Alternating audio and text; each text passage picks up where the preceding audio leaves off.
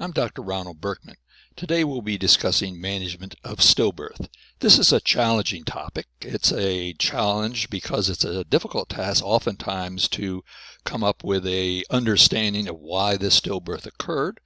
And it also is challenging because at the same time one has to provide some comfort to the family and particularly the patient who's undergone this rather devastating event. So with this video and the reading material that was assigned and attendance at the upcoming discussion session, participants should be able to describe the frequency of stillbirth, including demographic differences, the major risk factors for the complication, the management of women who have experienced a stillbirth, approaches to evaluate pregnancies ending in stillbirth, and approaches to reduce stillbirth in ongoing pregnancies, especially in pregnancies that are following a stillbirth.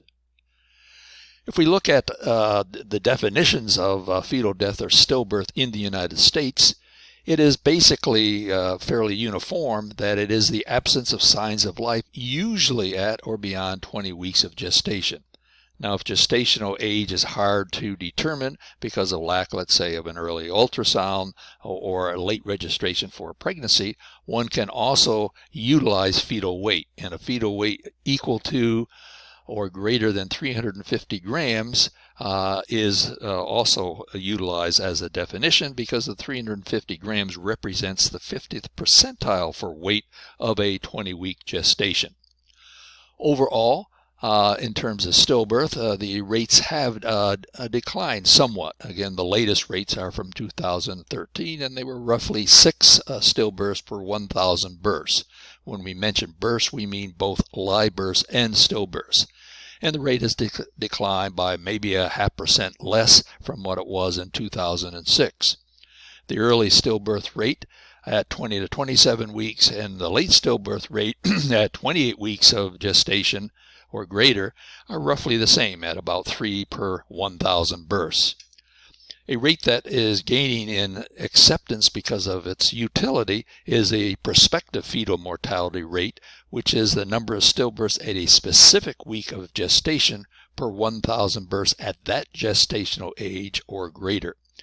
So this improves the ability to predict the risk in individual pregnancies and helps a practitioner balance between whether one should continue expectant management or carry out earlier intervention. And we'll look at a couple graphs that depict these rates.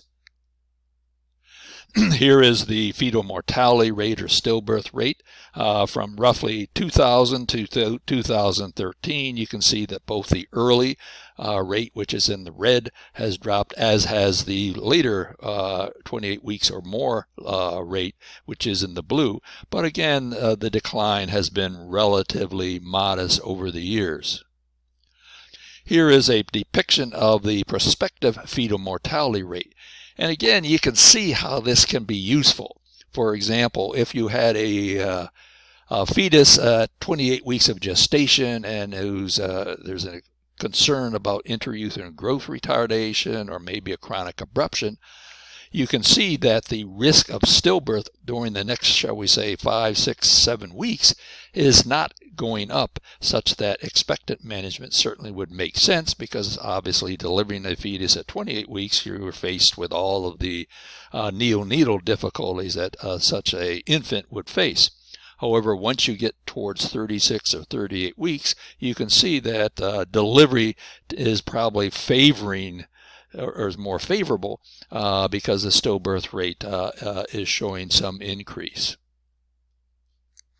If we look at the distribution of the combination of fetal and infant deaths, that is all grouped together, you can see that fetal deaths account for roughly half of fetal and infant deaths, with again the early and later gestational fetal deaths being roughly the same and accounting for roughly 25% of the combination.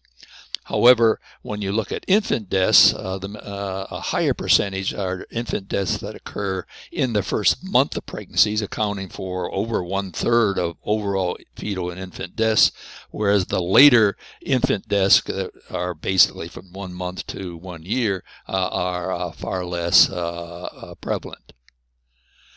Certainly, there are demographic risk factors, and as is true in other areas of obstetrics, non-Hispanic black patients face a bigger burden from the standpoint of risk for stillbirths than do other racial groups, as shown here, essentially double compared to most of the racial groups, with the exception of American Indians and Alaskan Natives.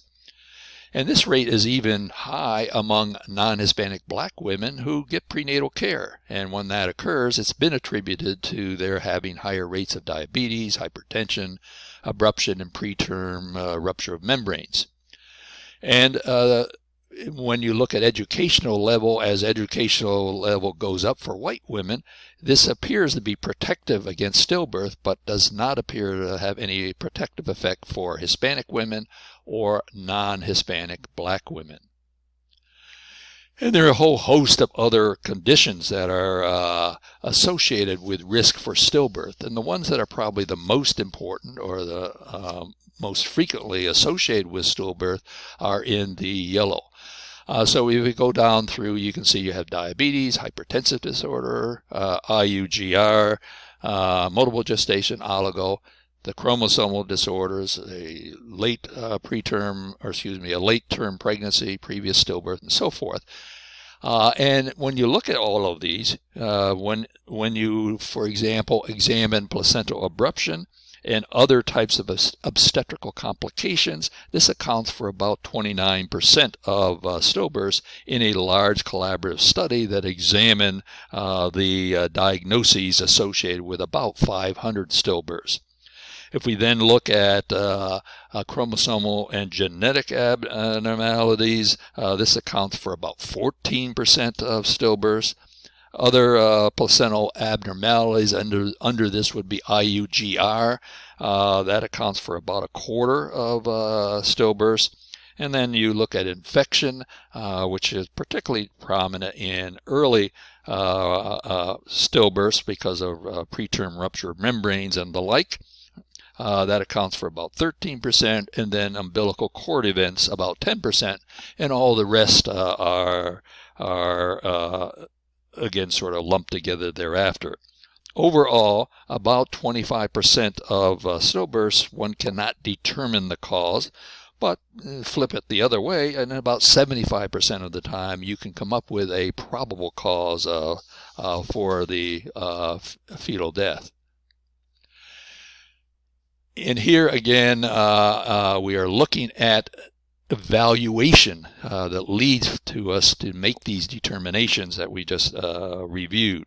And you can see that placental pathology and fetal autopsy is really where the money is. And again, both, if at all possible, should be conducted. Genetic testing can be helpful through karyotyping or microarray being preferred because it can be utilized on tissue that is no longer living. Antiphospholipid antibodies in certain situations can be certainly helpful, as is assessment of possible fetal maternal hemorrhage. Glucose screen occasionally helpful, parvovirus not very frequently helpful, and syphilis testing also not very frequently helpful. Looking at some specific components, fetal autopsy, as already noted, should be routine. However, if it's declined, external evaluation and imaging may be helpful. Placental pathology is important. Certainly you want to evaluate for viral bacterial infection, particularly again in the very preterm deaths, where it accounts for almost 20% of the stillbirths, as opposed to much more uncommon in term stillbirths. Fetal karyotype or microarray certainly can be carried out if microarray is not available, and amniocentesis before delivery, as soon after the stillbirth has occurred, is preferred. If this is refused by the patient, then taking a cell block below the area of cord insertion from an unfixed placenta, that is a placenta that has not been put in formalin, is an alternative site. Importantly, inherited thrombophilia testing should rarely be performed. Years ago, it used to be fairly routine, but with very little value. It is most useful if there's a personal or family history of thromboembolic disease. In the absence of these features, it probably rarely should be performed. Fetal maternal hemorrhage assessment. This is an uncommon cause, but testing as soon as possible after a stillbirth with Kleihauer-Betke or flow cytometry is important. If you wait too long, again, you can have some false positives. Antiphospholipid antibody determinations, which include things like lupus anticoagulant, anticardiolipin, and beta-2 glycoprotein antibodies, is most useful when utilized for stillbirths in association with intrauterine growth restriction, severe pregnancy-induced hypertension, placental insufficiency, or unexplained stillbirths. Syphilis and indirect Coombs testing are not really necessary unless they have not been performed in the pregnancy. If there's a large for gestational age stillbirth and there's been inadequate glucose screening, then it should be performed at this point. And one would use toxicology for potential drug use if there's been an abruption or there's something about the patient's history that leads one to suspect possible drug use.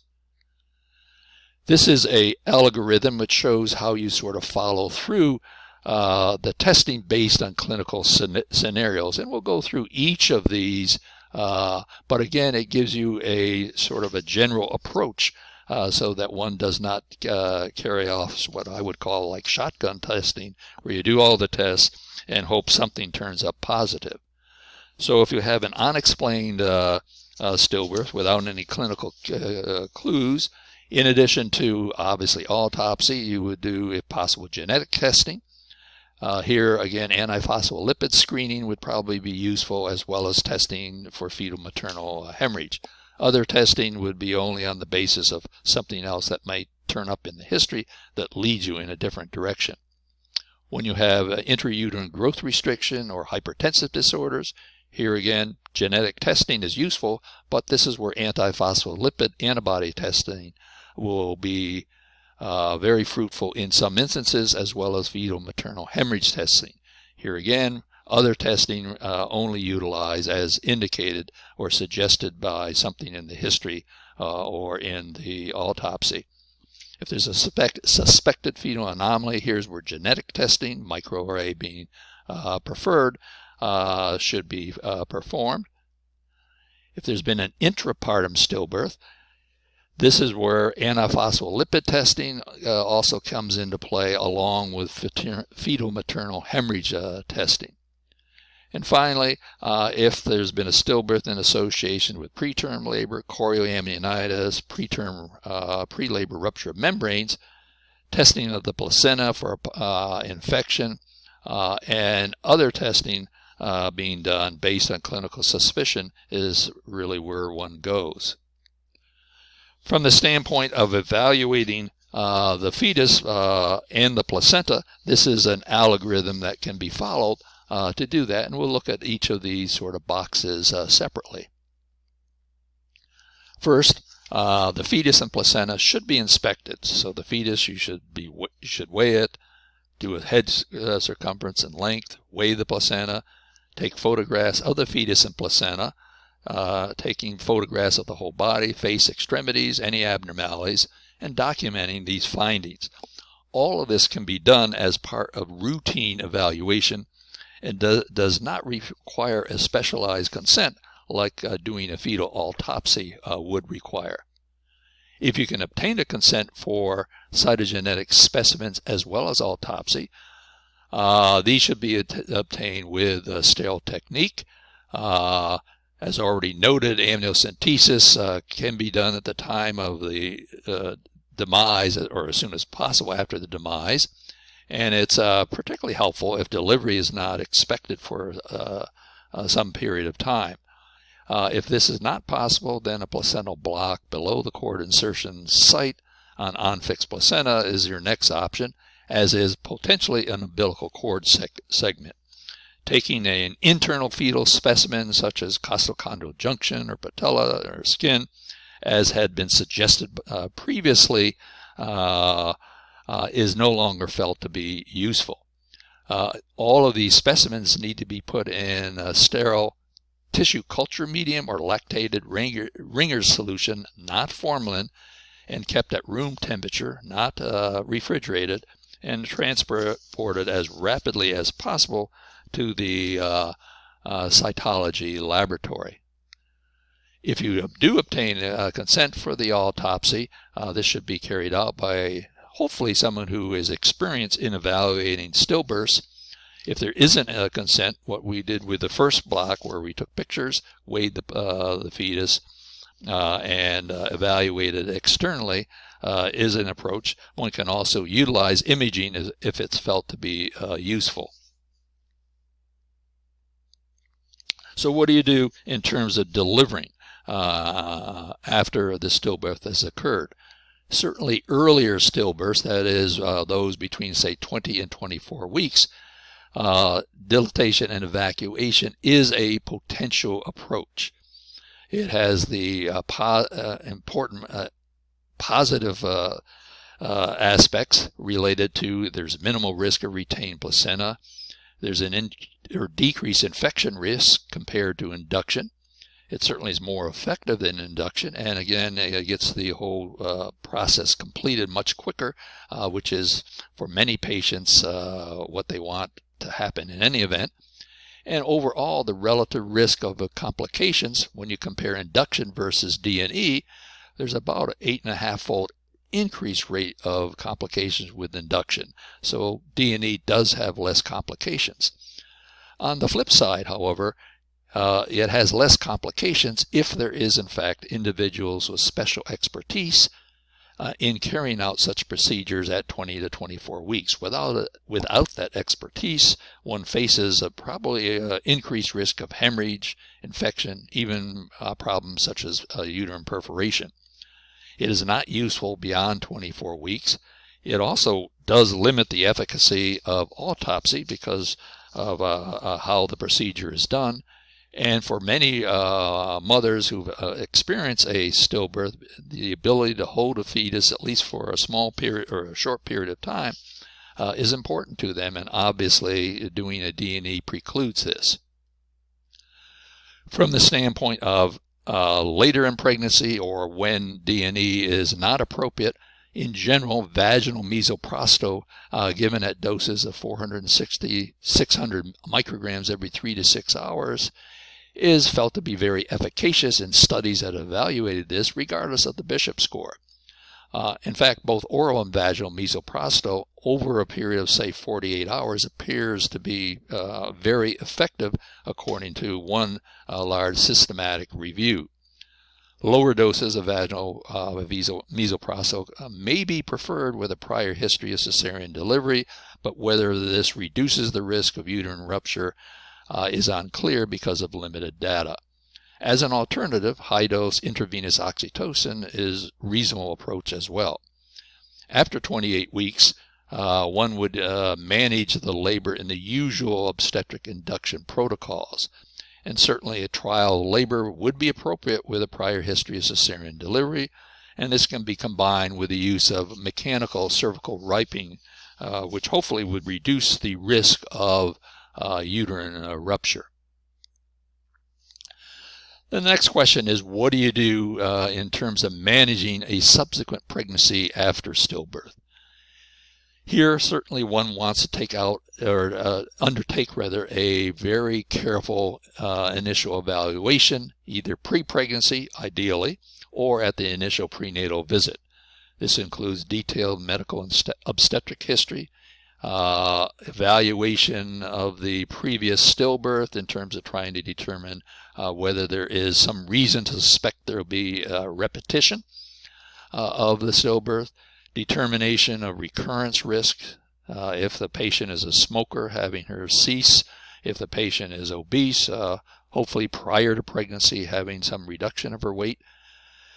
Genetic counseling should be considered if it looks like there is a genetic condition that runs through the family.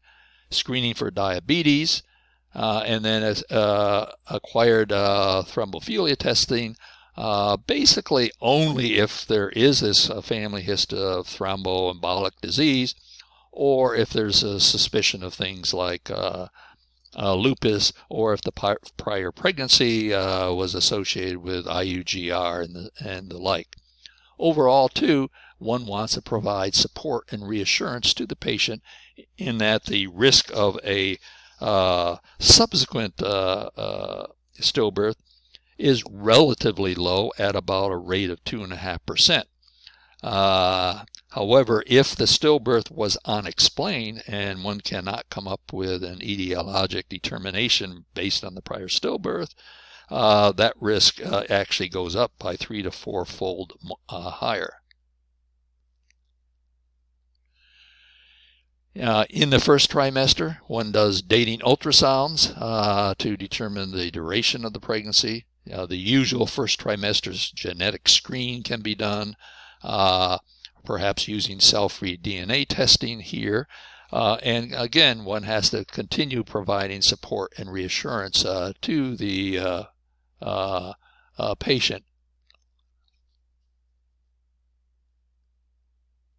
In the second trimester, here you do the anatomic survey at 18 to 20 weeks. If genetic testing was not done in the first trimester, this could be done at this point, or doing a alpha-fetoprotein, which is a useful marker for a variety of issues. And you continue the support and reassurance because now the patient is about to enter in the time frame when the stillbirth occurred. So when you get into the third trimester, here it's useful probably in all of these stillbirth or pregnancies subsequent to a stillbirth to do screening for IUGR starting sometime after 28 weeks. And clearly one would do antepartum fetal surveillance with NSTs and BPPs starting at 32 weeks or certainly 1 or 2 weeks prior to the previous stillbirth. And here one has to provide as much reassurance as possible. The question then arises once you get up to the time of delivery, when do you deliver the patient? In general, the delivery should be planned at around 39 weeks unless conditions such as preeclampsia or diabetes that's poorly controlled dictates earlier delivery. With an extremely anxious patient, delivery occasionally can be carried out somewhere between 37 and 39 weeks, but as long as the patient understands that there is increased risk for neonatal issues and potentially a requirement for the neonate to be placed in a NICU. So in conclusion, stillbirth is one of the most common adverse pregnancy outcomes we face. Many of the risk factors are not readily modified. Testing should be targeted.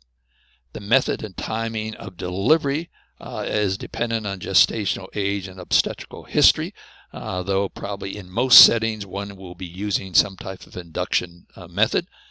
Patients who have experienced stillbirth require emotional support and clear communication of test results. And there's limited evidence on the best approach to prevent recurrent stillbirths.